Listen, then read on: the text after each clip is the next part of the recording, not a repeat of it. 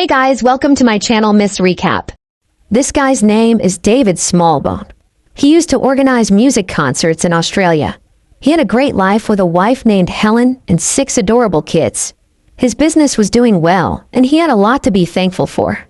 David told Helen one night that he wanted to use all their family's savings to put on a massive concert and bring in a famous singer from America.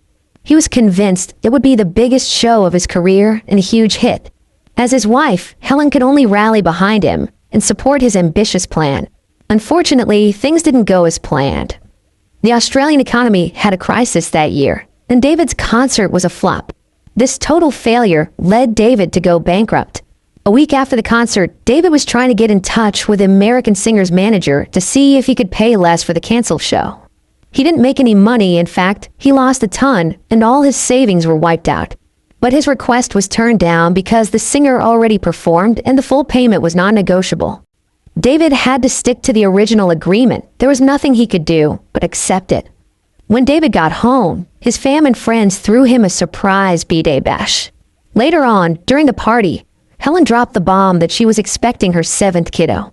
Everyone was stoked except for David. After the event, David finally mustered up the courage to tell Helen that his big concert was a total flop. Their family was in a ton of debt and had 0 savings. Helen was totally stunned when she heard the news. The next day, David hit up his friends to see if anyone had a job for him. Luckily, one friend came through with a job offer, but it was all the way in America. If he was interested, he could make the move to Nashville to meet up with his friend. The next day, David and Helen talked about the job offer. He assured her that they would only have to be away for 2 years. He promised that once their family's finances were back on track, they could go back to Australia. Even though it was tough, Helen chose to believe in her husband. A couple of days later, David and his family sold a house to cover their debts and travel costs. They said their goodbyes to their parents, and before leaving, Helen's mom gave her a letter to read once they got to America. Once everything was set, David's family took off. When they got to America, the immigration officer asked David how long his family was planning to stay. David said 6 months, but one of his kids blurted out 2 years. The officer got suspicious and took them to the inspection room. It turns out David only had enough money for a 6-month visa. So after 6 months, he ended up staying illegally for 2 years. Luckily, the officer found a letter from Helen's mom in their suitcase. The letter said, "See you in 6 months," and finally convinced the officer that they were telling the truth. But they took so long to be checked that they missed their flight to Nashville and had to take the train. At night, at the bus station, David tried to call his buddy from a payphone. They were supposed to meet up 2 days ago, but he only just got there because he missed his flight. Since there was no answer, David carried on with his trip. The next night, when they got to the place they were staying, everyone was surprised to see that the house was completely empty with no furniture. Helen didn't want her children to get sick sleeping on the floor, so she made beds out of clothes for them to sleep on.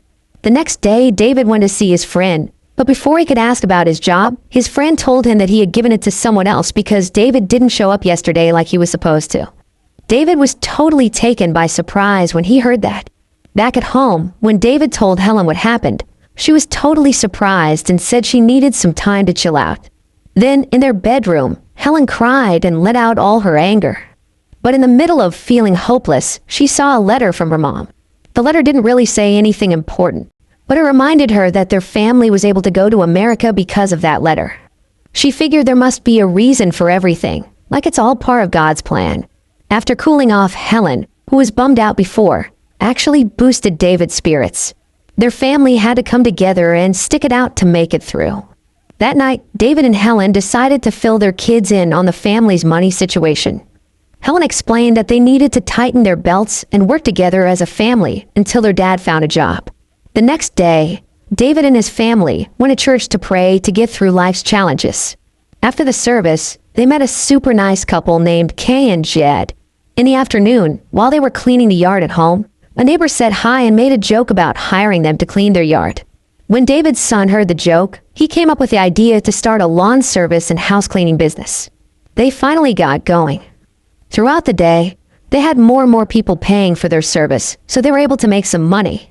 They also managed to save some money by using coupons when buying groceries and only getting what they really needed.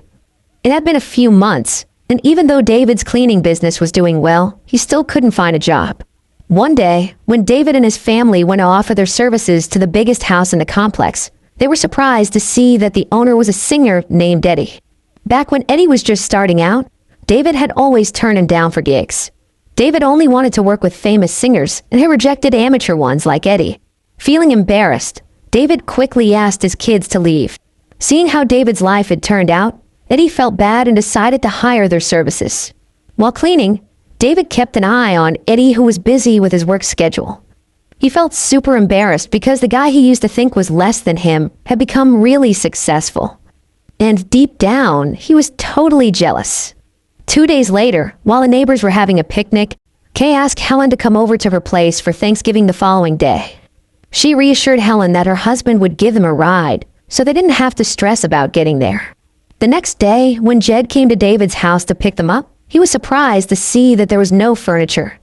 He didn't want to upset David, so he just stayed quiet and pretended not to notice. When they got to Jed's house, everyone sang together before the event started. When David's daughter Rebecca started singing, everyone went silent because her voice was so beautiful. During the event, Jed mentioned that Rebecca has the potential to be a singer and suggested that David should help promote her to a music producer, but David wasn't really into the idea. A couple of weeks later, on Christmas Eve, when David's family was eating dinner, they heard a bunch of car noises. Turns out Jed and the neighbors showed up with some unused household furniture as Christmas gifts for David and his family. They were so moved by their kindness. 3 months later, while doing the laundry, Helen's stomach started hurting, and she felt like she was about to have the baby. David hurried to get her to the hospital. David was waiting for what felt like forever, but finally his 7th child was born safely. However, his happiness didn't last long when he saw the crazy expensive hospital bill. He couldn't afford it at all, so he begged the hospital to cut him a deal. He promised he would pay it off in payments, and eventually, the staff felt bad for him and gave him a discount. She let him pay in installments and only had to pay half of the bill. David was so relieved when he heard that.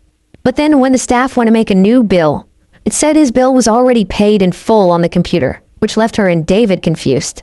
3 days later, when David and Helen got back home, their 6 kids and Kay and Jed were there to greet them.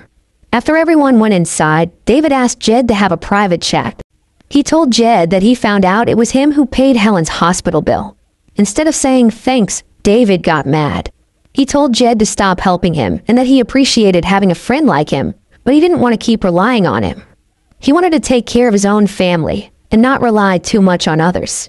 After a few months, David was trying to get Rebecca's music to different producers, but none of them were interested because they thought she wasn't prepared and got nervous while performing.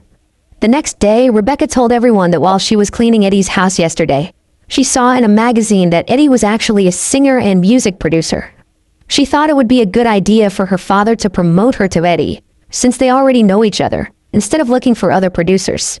David got upset and said they were just there to clean Eddie's house and couldn't ask for more. This hurt Rebecca's feelings, and she left in a sulk. Luckily, Helen stepped in and helped them make up right away. 2 days later, David and Rebecca went to meet some other music producers. When they heard Rebecca's awesome voice, they were hooked and even invited her to practice singing in their studio next week. David and Rebecca were thrilled, but later that night, their happiness turned to sorrow when their grandma called to tell them their grandpa had a heart attack and passed away. David tried to hit up the producer in the morning to get paid for the gig they were going to do together. He knew Rebecca's paycheck was still a ways off, but he needed cash ASAP to fly back to Australia and see his folks.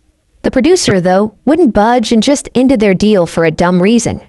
David was pissed and chucked his phone in frustration. Rebecca just looked on sadly, seeing how upset her old man was. David has been lying in bed for days, refusing to get up or eat. Helen, his wife, has been doing her best to support and encourage him. One day, Helen decided to take the kids for a walk in the park to chill out. While they were there, one of the kids sang a really nice song that it turns out was written by Rebecca. When she got home, Helen told David about the song and how the kids were trying to help them out despite all the struggles they were facing. She reminded David not to give up and be a great father for the kids, who had given up their comfortable lives in Australia to support them in America. When David heard this, it brought him to tears.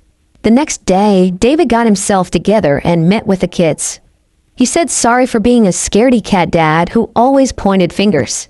And when Rebecca came up, he admitted he already knew she wrote the song. He promised to put his pride aside and make an effort to reach out to Eddie for the sake of the family. The next day, David set up plans with Eddie to come to church and watch Rebecca's performance. He also patched things up with Jed and asked him to play the piano while Rebecca performed. Shortly after, Eddie and his buddy showed up to watch Rebecca's show. Eddie was blown away by her performance. He chatted with his friend and then told everyone that Rebecca got the gig and would be getting a promotion. When David's family heard that, they were thrilled. Since Rebecca had become a singer, Eddie thought she should have a new stage name. After talking it over, they all agreed to include her late grandpa's name. So now her stage name was Rebecca James. Years later, Rebecca's song was out and all her fans loved it. She became a big shot singer. It was her first concert, and before she rocked the stage, she gave a shout out to her parents. Her dad worked his butt off outside of home, and her mom busted her, but to keep the family together. The movie ends here. Thanks for watching. Make sure you subscribe and turn on notification so you can watch more videos like this.